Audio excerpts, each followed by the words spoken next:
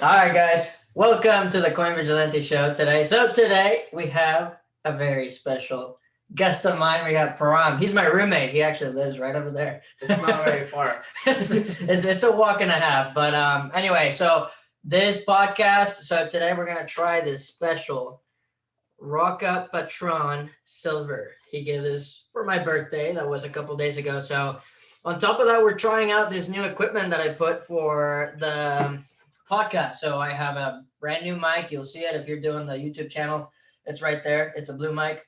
I got backdrop lights, whatever they're called. I don't know, softbox, whatever. And then I got a brand new camera that's HD. So it's kind of a test. And we're also going to talk about Bitcoin. So it's kind of everything in a nutshell. So with that said, we're going to open this baby up. And before we get started, let me tell you, this is looking like a very professional setting. So I'm a bit nervous here. Nah, it's all good. This is beautiful. Oh my gosh. Wow. Okay, if you're listening on Spotify or Apple Podcasts, you got to take that video out or do the YouTube. Look at this thing. Look at this baby right here. You can't really see it. Well, anyway, it's a beautiful bottle, and we're going to test it out. Tequila, of course. I'm from Mexico, so, that's always a good gift. But anyway, Pram, I wanted to ask you a few questions. So how the hell did you get into Bitcoin? I would like, for you to tell the entire audience how you got into Bitcoin and Litecoin, actually. All right. Well, honestly speaking, I didn't have much knowledge about Bitcoin or Litecoin, when it all came. Actually, I heard it first time from you. Sounds pretty good. When we were playing at the tennis team, and I can. How long ago was that though? When I first talked about Bitcoin and all that stuff. I think it was about 3 years ago when I first heard about it. I would say about 3 years, yeah. And I can talk about Carlos's passion for cryptos all day long because that's what he does. He just talks about cryptos all day long. He'll wake up, I'll be in the side room, and the first thing I hear is Bitcoin, Litecoin.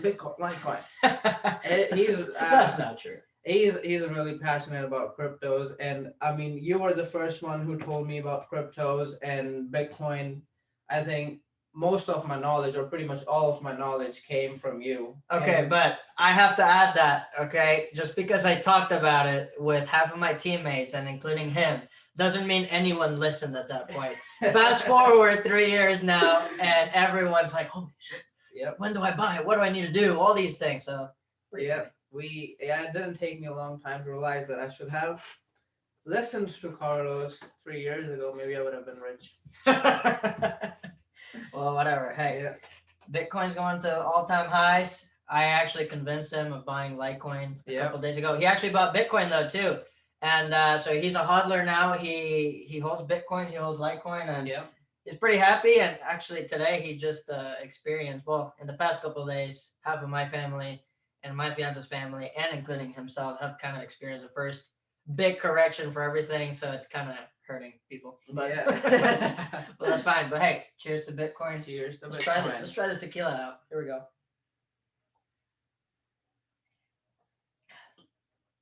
Oh wow. You like it? That's neat. Neat. That's your description. This is really good. I'm surprised you like it. Normally you're puking blood. No, I'm not.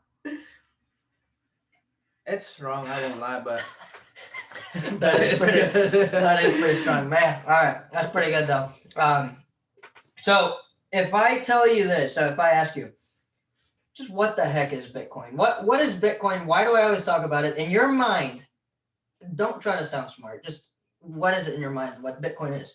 Okay, well, if I have to just say one word for Bitcoin, I would say it's the future.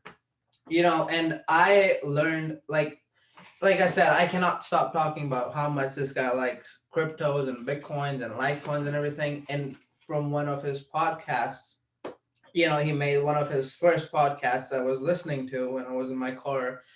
And the way he broke down, the way you broke down, like how these big firms started first, like Amazon, Tesla, and everybody thought like it was not going to work, but the whole idea was to like to get it like decentralized, right? Right. And when you gave those examples, I got a better idea of cryptos, because that's something new. You know, Exactly. people Exactly. have not people are not invested into like much because it's new, and when something new comes in the market, Right. people always have doubts, Exactly. right? And people did have doubts when Tesla came, Amazon, you know, because it was something new. People were scared for the change, but these are the biggest firms in the whole world. Right. If you talk about it, you know, like Right. the makers or the buyers, you know, they believed in it and stuff like that. So I think Bitcoin, that's how I look at Bitcoin. It's the future. I would not say that Bitcoin will be at its peak right now. I mean, it is at its peak, you know, but I feel like It's got room to go. it has a very it's a very long term thing. I feel like it'll Yeah. go up in like more than like 10 15 years. Yeah. No, I think it's a long-term play, but I mean, see that's I actually part of that how I mentioned that in one of my podcasts. I kind of heard about that with it's this big massive dude, Michael Saylor. He owns MicroStrategy. And now you're seeing Tesla that Mhm. has Bitcoin on their balance sheet, right? So before then, the very first guy that got into Bitcoin basically was Michael Saylor. He was like the first guy that basically jump started every company into trying to one Yeah. Bitcoin, right? So what he did is, I think they're a medium-sized company and they're publicly traded in the stock market. So I mean, they're out there, right? Yeah. People know about them a little bit. But all of a sudden, this guy said, "Hey, we got a melting ice cube, right? This is a big CEO. Like this is the founder. He's Mark. It's not just me talking about this, right?" And he's like, "We got a melting ice cube situation where our cash that's sitting in our bank account is melting away. And what that means is everything around us, because of inflation, because the government keeps printing trillions, our purchasing power of our dollar, even as a company, is just going away." And so he's not even talking in regards to how much money he can make with his own investments. He's thinking about how his shareholders for his company can actually do better. And he's thinking, well, if you want to do any favor for your shareholders in your company, I recommend every single company to own some Bitcoin because you're doing everyone a favor. You're actually making sure that your company does better by maintaining its purchasing power. So it's not a matter of, oh, whether I believe in Bitcoin or I want to get rich in Bitcoin. He's actually doing it for his company. And what's funny is I think 3 days ago, I don't know what he did. I don't know what they do, but basically what he did is the company, I think they sold bonds or something. Basically, they borrowed $1 million from investors. No, 1 billion. Yeah, $1 billion from investors to put it all into Bitcoin. And investors are buying that debt or whatever at like 0% or 1%, meaning the investors that are giving Michael Saylor money are only expecting 1 to 0% return back a month.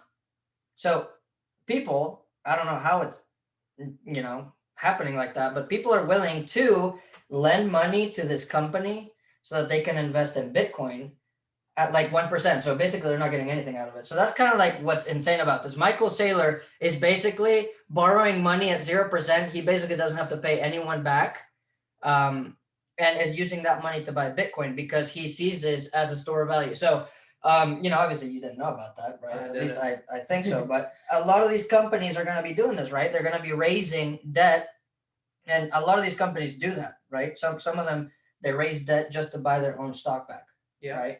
And that's what a lot of the airlines did, and people got pissed at them because, hey, if you're raising debt and the government's giving you very cheap rates to raise that debt, why are you using that debt to buy back your own stock? You're supposed to use that debt to make your business bigger, to help your employees. And so, Michael Saylor in a way is helping his employees, his shareholders, everything about his company by buying Bitcoin actually, because that is actually storing the purchasing power of his company. So that's the way I think about it. Um, so why Bitcoin though? I mean, what do you know? What do you know about Bitcoin? What is it? I mean, in your eyes. Yeah. Well, before I talk about that, I think you brought a couple of good points about these big firms like investing their money Tesla, yeah. Like Tesla, it was what, last week or a couple of weeks ago when they sold like $1.5 billion and bought Bitcoin. Like those kind of things. I would say that not knowing much about Bitcoin, but when I see, like a smart guy like Elon Musk, Tesla, SpaceX, and everything, like if they are thinking, and I would not call it, I mean, the way I see Tesla and like the way like Elon Musk thinks, he is everyone would agree to it. He's a very futuristic. Oh, he's insanely smart. Like no one would have thought about electric cars 10 years from now, but now you are like driving them. Exactly. Because of one person. So I mean, I see it in a way that if like the smart minds of the world, people who see beyond just the present side, if they are getting into it, as someone who doesn't know much about Bitcoin, I think that's like I don't know, it's just a motivating thing or something. It kind of like encourages you and kind of makes you think, oh, wait a minute, the guy that's been telling me to buy Bitcoin for 3 years, that doesn't like it kind of, and that's fine. I don't even care, right? It legitimizes the people that have been talking about this, right? Oh, like, wait a minute, they're actually like, this is a serious thing. And so that's kind of what I wanted to bring him here. I want to hear about everything that you understand about Bitcoin. I want to hear it from you. Okay. But okay, hold on. So you talk about Tesla, you're talking about these big guys telling you that, hey, now Bitcoin is cool, so you can buy too. But in your own words, what is Bitcoin? Okay. Even if you get it wrong, I don't care. No, okay. I will probably get it wrong. No, but okay. Well, right now, if you ask me, that's again taking back to what you were saying. How some people, they put money into Bitcoin, Litecoin, or any kind of cryptos, and they just want to make money out of it, right? Yeah. That's not what I'm seeing it right now, because it's like I have my money in cryptos, but which cryptos are primarily? I only have in Bitcoin and Litecoin. Most of them is in Litecoin. I do have some in Bitcoin as well. But here's my thinking. So let's say tomorrow it goes up, Litecoin goes up to $300. I'll make a lot of money out of it, but I would not be willing to cash it out and just put it in my bank account, because that just defeats the purpose, right? Because why does that defeat the purpose though? Because we don't want our money, like you said, our money sitting in the bank account is just sitting there and just everything else, inflation happens, value of the goods, the products we buy, they keep on increasing, but our money, it just stays there. Exactly. Right. So what's the point? Now I would say like most of the people would have the mentality of just getting the money out and putting in the bank account, being happy that, oh, I just made like $100 out of one Litecoin today, Mm-hmm. But I would say that's like, not to offend anyone, but I feel like that's like a very small mentality, right? Because the way I see it, and like you asked, what's Bitcoin? I see it like, we'll be purchasing things. We still can, that's going to be like a big source.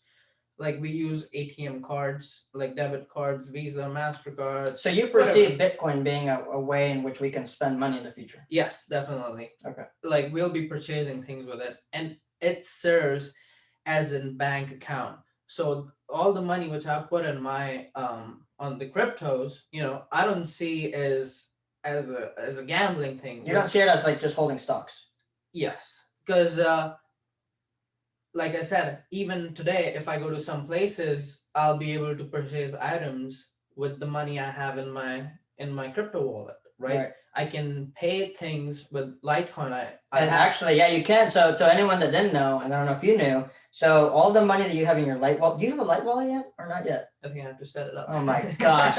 So I failed, obviously. Hey, your girlfriend actually got the Lite wallet before you did. Yeah. Okay. All right. We'll see. So you see, girls are ahead of the game here. But anyway, for the people that have Lite wallet, so you can actually connect it. I think the Litecoin Foundation did like a partnership with Visa, to where you can get your own Visa, and it says Litecoin and everything. So it's a partnership to where anything that you have in your Lite wallet, you can connect it to that card, and anywhere you go, you swipe that card, and it directly takes out the specific amount of Litecoin and gives it to that company in dollars. That's massive. I mean, so if you're talking about, so see, in his mind, which kind of makes sense, right? And maybe many of us don't think about it this way. It's kind of like just another bank account, except there's no bank. It is basically just yourself owning it. That is basically it. So a bank doesn't get to tell you, yes, you can send it, or no, you can't send it. A bank doesn't tell you, hey, there's not enough funds. If there's not enough funds, you can't send it, right? That's just basically what it is with your Lite wallet, with your private wallet. And it basically gives power back to the people. That's how I think it. Because who has the right to control what I do with my money? Or to even who I send it to? Or why do they even have to see it? If the government, for some reason, hates your guts, or doesn't care about you, or they just want to screw you, they can, with a click of a button, tell that bank to block your entire account, and all the money you've earned over the time wiped out completely. Yeah. So, not saying, obviously this is not going to happen to everyone, right? But basically, that's what I'm trying to say. That I kind of agree with how you're saying, well, it's kind of like my own bank, right? It is, yeah. And so, in my mind, that makes sense. But again, why? So to explain why, because you're thinking, okay, purchasing power, and I'm thinking purchasing power. Well, how am I going to hold my purchasing power? Because everything goes up, inflation's going up. So the reason why there's this, you can hold your purchasing power and make sure it doesn't get wiped out, is because Bitcoin only has 21 million Bitcoins ever. So 21. And that means that no one can print more Bitcoins out, right? And that is basically how our purchasing power is lost. Because people, the Federal Reserve, just prints like crazy, right? Like, we're literally going to pass a stimulus bill of $2 trillion in a couple of weeks. 2 trillion, like, it's nothing. $2 trillion. So that's insane, right? And so, what it means is all this money, number one, I've made some studies, right? And I'm not the expert, but I've studied something, and I think it's a Cantillon effect or something called like that. But basically what happens is when the government prints money, the Federal Reserve, well, where does that money go? Does that go into your pockets? No. That money does not go to you. Who does it go to? They give it to the banks, JP Morgan and other banks in the country. And those banks are supposed to lend that money to stimulate the economy. Okay, well, do I want to put myself in more debt? Is that how I'm going to stimulate the economy? Or what they do with that money is they use it to just buy their stock back. So it's crazy stupid. Or they use it to buy more stocks to make themselves richer, or they use it to just keep it, or they just don't even lend it out. And that's why it took forever for the 2008 recession to recover to where we are today, because the banks did not use that money to lend it out. They didn't use it for anything. So what I'm saying is this money that is being printed is first going to banks, to rich people. It's not going to us. So what they do is they pump the prices up of assets when we don't have the money, but they do, right? And we have money just in our bank account making nothing. And so inflation happens. And we are ultimately the ones that get screwed, you and myself. And for the first time, we have Bitcoin that offers a solution to opt out of that system. And that's why I'm kind of passionate about, I can make quick bucks here and there. I mean, I'm going to make money. I've already made money with Bitcoin, right? But the whole point is not to just make some money and cash out, right? And what are you going to do? Like, the way I think about it too is, like in 2017, when the Bitcoin bubble happened, Bitcoin reached 20,000. It was a good idea to cash out. Okay. It crashed 90% after that. But now the whole environment is changing to where, are you going to cash out into an already dying fiat system, like the dollar, that is basically dying because they keep printing it away? Or are you just simply going to hold it and just deal with the fluctuations until, Bitcoin gets big enough to where there's going to be no more fluctuation, right? Yeah. And again, any dollar, if you would not have put any dollar over the past year, or actually ever since the existence of Bitcoin, you would have been losing purchasing power. Seriously. At any point, there's actually research out there, and it's valid. At any point, if you would have bought Bitcoin in the past 10 years or something, you would have made money. You wouldn't have lost if you held it, right? And so, that just proves for itself that owning Bitcoin is the way out. But what do you think about this? A lot of people say, Well, it's only actually you told me. Who told me this? Did you tell me about Bill Gates? I did. What did he say? Yeah. What did I think it was no, it was 4 or 5 days ago when I was on my Robinhood account, and I know I got off Robinhood and I'm on Coinbase now. But no, I was scrolling through my Robinhood account and this video came of Bill Gates and this lady was interviewing him. And so I mean it was only a short clip, like 2 minutes, and he was basically he was talking about Elon Musk, and he was basically saying like people like Elon Musk, one of the richest. I mean, he's the richest person in the world, but like he was saying, like all the rich people in the world, you know, they can invest money into Bitcoin or cryptos because they don't have anything to lose. Like it won't matter if they lose all their money tomorrow because they have more money, right? But he was basically suggesting. He said that I would not suggest anyone to go out of his or her way to invest into this cryptocurrency. So uh, I mean that kind of I no, I don't know these people personally, of course, but I mean Bill Gates, in my mind he is a pretty successful person. He did Microsoft, he has tons of money and stuff like that. Now that thing, like it kind of like occurred to me, like I want to that's why I told you, because I want to take your opinion on it. Like, I consider Elon Musk a very smart person, but then there's Bill Gates. And what did I say? And I mean, I wanted to take your opinion to see that. Well, what he said initially, I cannot say that in camera, okay? but it was a pretty like bad review. He was not happy to hear about that. I can only say that. Well, I mean, come on, like Bill Gates. I mean, it's the same. Look, if Bill Gates would have been as young as he was when he first created Microsoft and he was living in today's world, he would be all about Bitcoin. He would be the visionary making businesses for Bitcoin and cryptos, okay? So he happened to be the visionary for Microsoft and when the internet was first coming about. Mm-hmm.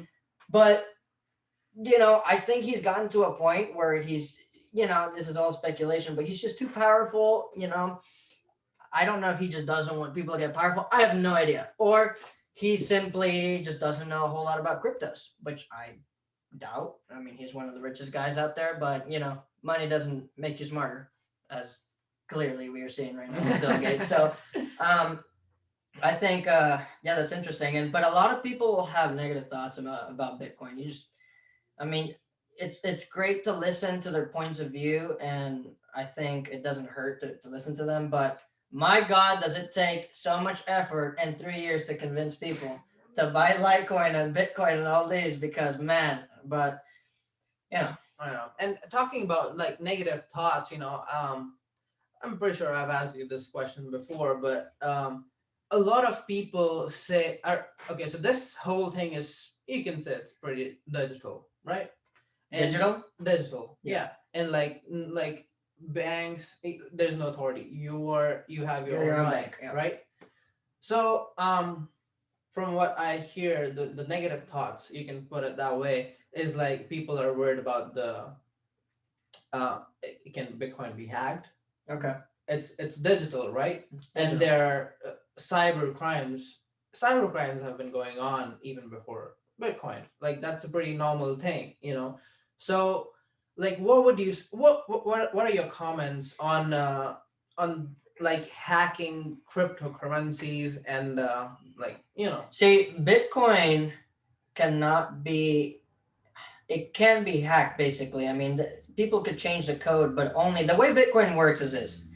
There's a lot of mining going on, and I'm not talking about getting an axe and just mining fucking Bitcoin out of the ground, right? That's not what I mean, right? But there's mining going on in that, the computer I have right now that's taking a video, I could hook it up somehow to where I could be mining Bitcoin. And what does that mean, right? And I'm not an expert, but I kind of understand the basics, right? When I'm mining Bitcoin, I am basically using my computing power in that computer to secure the network of Bitcoin, right?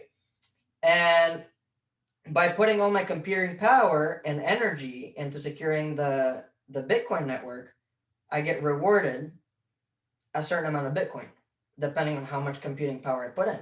If I have a freaking, if this entire apartment complex was full of mining rigs mining Bitcoin, I'd be killing it. I'd be getting Mhm. a crap ton of Bitcoin just doing nothing, just sitting and sleeping in my bed, right?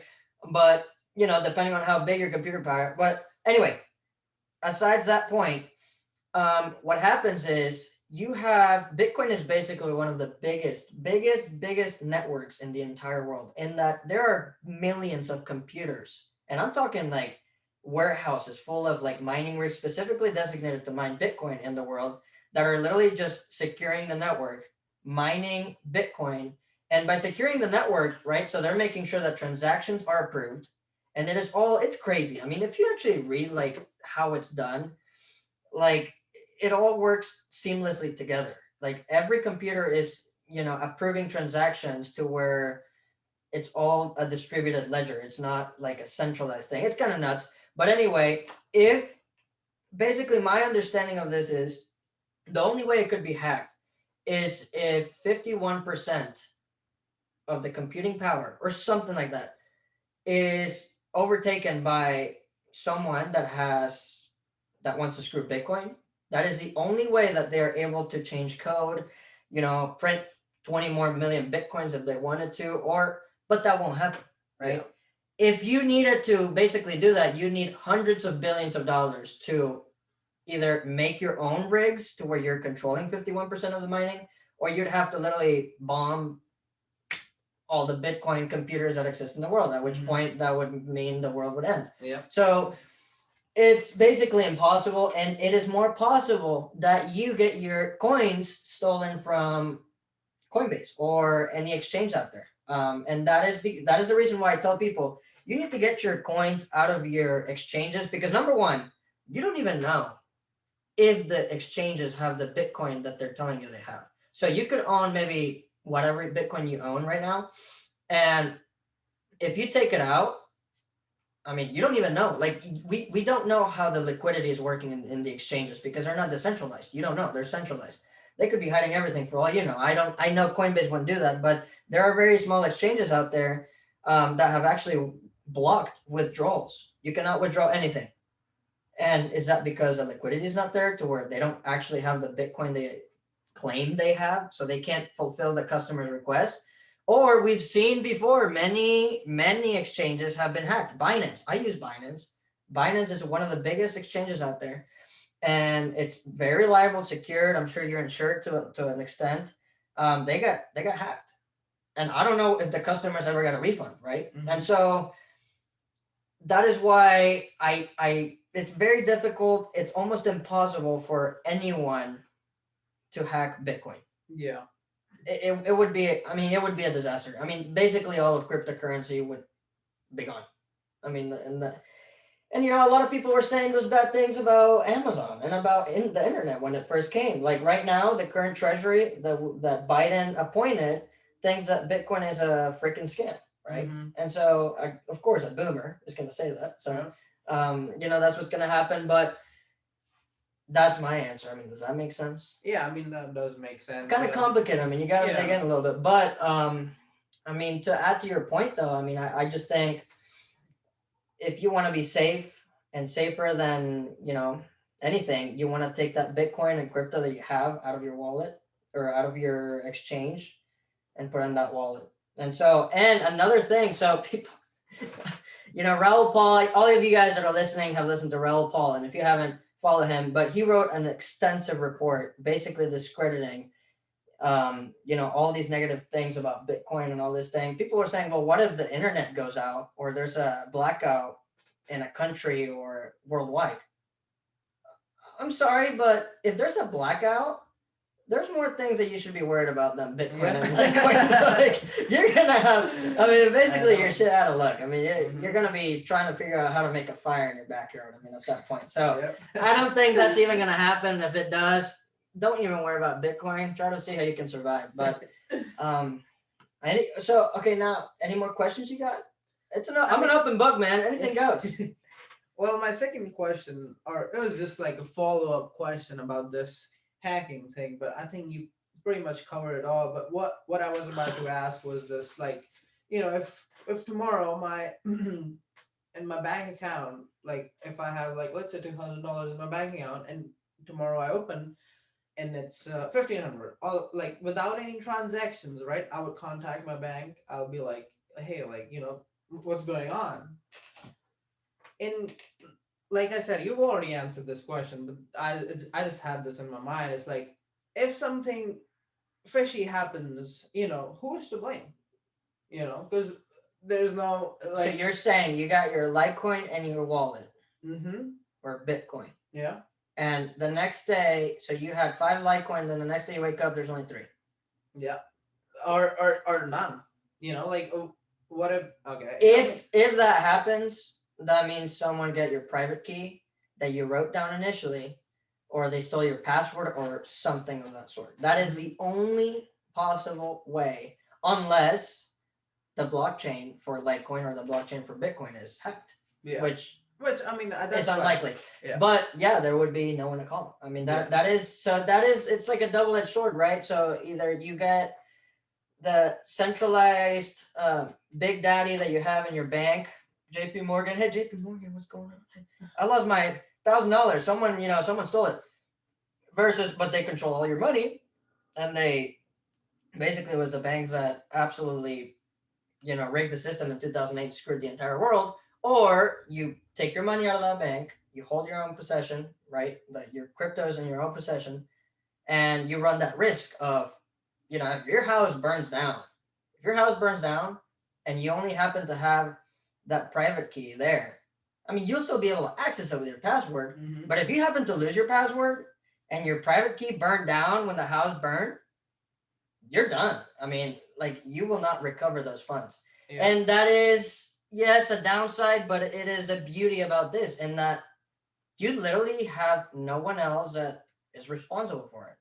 And that can be both good, bad, but I think ultimately better. And actually, there was this story, this German guy. I mean, guys, can you believe this? $170 million or something. I saw this in the news, or either you showed me or something. This guy lost his private key somewhere, his password, and the software where he has his Bitcoin only accepts 10 tries for the password. Mm-hmm. And he's lost it, I think, for 3 years or something like that, something insane. And ever since then, I think the article wrote down, and it said, I just lay down on my bed and I open my eyes in the middle of the night, and I just start thinking about what my password could be because I have 3 tries left. I'm like, holy, I would be pooping my pants. Like, can you imagine $170 million?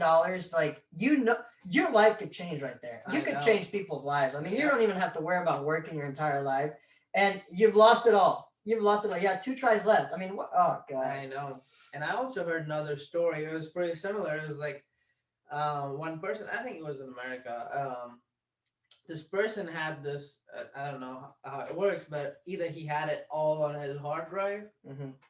and he had tons of Bitcoin in it, and he threw the hard drive away. It was years ago, I think, when Bitcoin just came. It was like nothing, market. Probably like a cent or something. Yeah, and then later on, like I think it was a couple months ago when I read about it, and he found out now the value would have been probably like $200 or $300 million. Oh! So he calls the corporations or the authority, like the government, and he's like, if you help me find that hard drive out of this huge garbage mountain, yeah, you can keep some percent of it. I think he was willing to give him like 40 million or something like crazy. Man, yeah, I would give him, I don't even care, like 90% of it. If I could just get that 10%, like 10 million or something, that'd be insane. But oh my gosh, Bitcoin, guys, and cryptos, it's such a wild story. Like, especially, you need to get Twitter, man. I don't know. I do. How are you not on Twitter? You could be looking at my tweets all day. I'm not a social media person. I like to try I love nature and all that. He's acting all serious. He's on his phone all the time, playing pool games and stuff like that. That's all he says. He's studying in there the whole time. I just see requests. Param is challenging you to a pool game in Las Vegas. He does that every single time. That's not true. So whatever. Oh, you were the one who got me into this. That's not true. And it's that. What is that game called? 8-ball pool. He's played it, I think, ever since he was born, and he's accumulated $8 billion in that thing, credits or whatever that thing. Wish I had that many Bitcoin. That would have been better. Yeah. All right, we need to try a little bit more of this one. Yeah, I still have some. Just a little more. And even like alcohol, this is the guy who got me into alcohol. I never had anything, but he has his own bar. Like, you can see some hidden bottles there. Bar, more like a little shack just holding like 5 bottles. Is that good? Yep. But I mean, This is outstanding. Yeah, it's pretty good. But what I was saying is that Litecoin or Bitcoin, like we'll be spending. It's gonna be our bank account. Like, I mean, I don't know. I know you don't like the word bank, but it's gonna be like our own account where we can spend money from. Yeah. And the reason why not many people have it, like not many people are invested into cryptos and stuff like that, because it's not happening right now. Because we know it's a long-term thing. It's a futuristic thing. Oh, it is. Although we can still buy some stuff from our cryptos, but it's not that you go to a grocery store and you can pay from it, or so it's slowly and gradually. Well, and here exactly, and you don't know this, or maybe you do, but for example, Visa already making a partnership with Litecoin Foundation is already a step ahead in the game, right? And MasterCard just announced that they are looking to invest not directly into Bitcoin and Litecoin, but more than that. So they want to incorporate in their, MasterCard card and all that stuff. They want to be able to somehow allow customers to be able to transact in Bitcoin. And I don't know if Litecoin, but Bitcoin's going to be the first one. And basically it's going to be a similar thing to where whatever Bitcoin you hold in that particular wallet, you'll be able to spend it anywhere. You're going to go to the grocery, you're going to swipe your card, and whatever you spend is going to go from Bitcoin to dollars, and the company will earn dollars. And so it's already happening. Yeah. And so, you talk about, well, in 10 years in time, we'll be able to use our crypto. You can already use your crypto. However, I joined a Clubhouse meeting. It's actually a pretty sick application now, but only a few people can get in. It's based on invitation, but Clubhouse, basically you can join a bunch of people talking about something. The greatest minds on earth. You can join in their little like invite group or something, and you can hear all these moderators talk about, well, what's going to happen with payments, or, what's going to happen with Bitcoin, and all these great minds talk. And basically it was a Litecoin Clubhouse meeting where they were talking about payments, because that really is what, one of the things that Litecoin really wants to become, a payment system that people can use just to transact. And so they were talking about, well, I asked the question, I'm like, well, okay, we have Visa, we have MasterCard where we turn our Bitcoin into dollars. I don't want to turn Bitcoin into dollars. I want to be able to transact my certain amount of Bitcoin and give that certain amount of Bitcoin to someone. You know what I mean? Not just Bitcoin to dollars. Yeah. That defeats the purpose. That does. And they were like, well, wait a minute. You also have to understand that we're so early in the game. And one good point that they brought up, a lot of people and a lot of small businesses in particular need, I don't know what they said, capital, or they need basically cash to run their business. Now, if they accept Litecoin directly, like just straight up directly, well, what are they going to do with it? What are they going to do? Pay their bills with Litecoin? No, that's not going to work. So they need cash. And so they need that cash flow. And so that's part of the reason why we're at a point right now where, yes, it's cool to be transacting with Bitcoin and Litecoin, but businesses in general are more interested in turning that Litecoin directly into cash, because we're not at that point in the curve where everyone's just using Bitcoin and Litecoin to transact with everything. And so I'm like, okay, that makes sense. But what these companies are doing, and Alliant Payments is part of it, and they're connected to Litecoin Foundation somehow, they're partners. Basically what's happening is they are incorporating a different route. Okay, yeah, we'll be the intermediary. So we'll connect your Litecoin to that business. So if let's say I'm going to Express over there, and I go and I pay. Phew. Part of my Litecoin, Align Payments process it, and Express can have the option to decide how much they take in dollars and how much of that goes into Litecoin. Does that make sense? Mm-hmm. So it's not like, oh my gosh, I'm Express. I just got one Litecoin, so that's $200. Boom. They can pick how much actual Litecoin they can hold out of that transaction.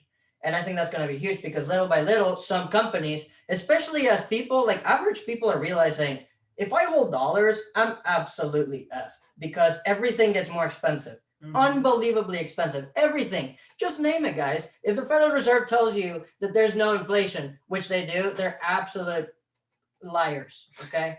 That's what they are. Yeah. And so I think it's cool, like you're saying, and little by little, though, we're gonna see this integration going into the system, and you're seeing it. Like the infrastructure is growing, guys. So Visa is already getting involved with cryptos. Mastercard's gonna get involved with cryptos. PayPal, it has 400 million customers, mm-hmm. and they now allow their customers to buy and sell crypto, right? But the key is, it's just like Robinhood; they don't let you withdraw it, right? So that's where you kind of run that risk. But I think in Q1 or in the middle of Q2, they're going to allow all their merchants. So any business that accepts PayPal, which is basically every business out there, you'll be able to accept Litecoin and Bitcoin. Not to where you're actually going to hold a Bitcoin, but if someone pays in Litecoin or Bitcoin, you're going to get that cash, which is, I think it's massive. Yeah. So I think that's massive in all, in all eyes. People realize, well, this is a huge deal. And this drop that we're seeing this weekend and this week, it is just a little tiny blimp into what we're going to see years from now. See, a lot of people get caught up in that short-term mentality. Like, we know a couple people that just kind of freak out if the price drops or they end up selling everything, right? Like you said, you have a very small mind if that's what you're thinking about. Mm-hmm. I mean, are you playing long-term or are you just want to make a few bucks here and there? And so I think over the course of time, we're going to see just more, it's going to get just more legitimized. Yeah. And you're seeing it. I mean, Tesla. I mean, come on, are you kidding me? And then you're seeing Elon Musk.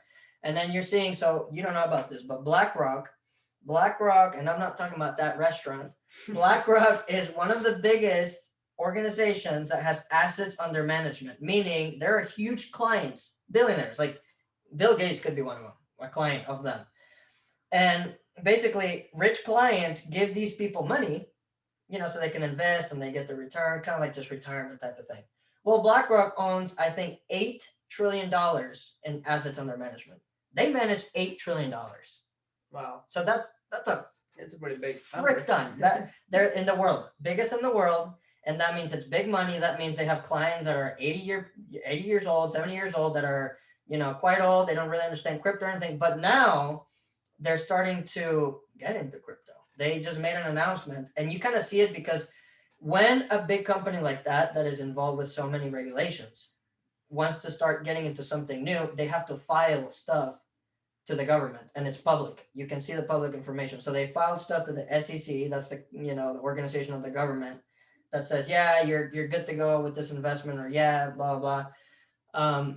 Basically, they filed something that, or I don't know if they filed. Some companies did. Stone Ridge filed, but BlackRock is one that's going to get into crypto and Bitcoin in particular.